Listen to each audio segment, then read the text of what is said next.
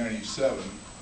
In the middle of that time, I was laid off from what was called, well, working in the woods, where I mainly focused on forest thinning research.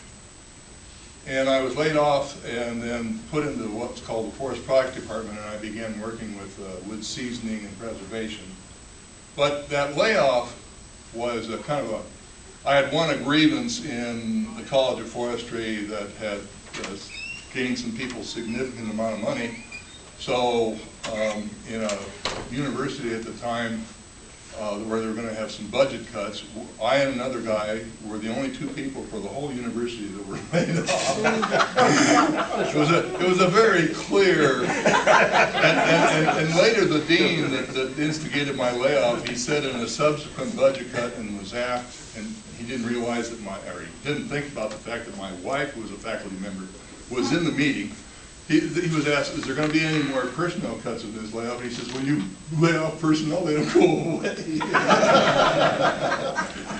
Because I not only was laid off, I immediately was elected head of higher ed in bargaining, and that was when we first started in coalitions. And so during the subsequent, this was we started bargaining in October because we were bargaining over what we called the size of the table, because coalitions was a brand new idea to the state at that time.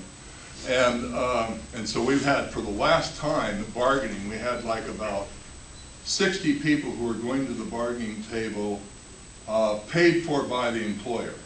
And we in effect gave up that paid for representation in that contract for some other provisions. But during the month of February, I was in the workplace, and I'm talking about I'm laid off in a brand new job in a sense to me. And during the month of February, I was in the workplace 40 hours that whole month. The rest of the time I was at the bargaining table.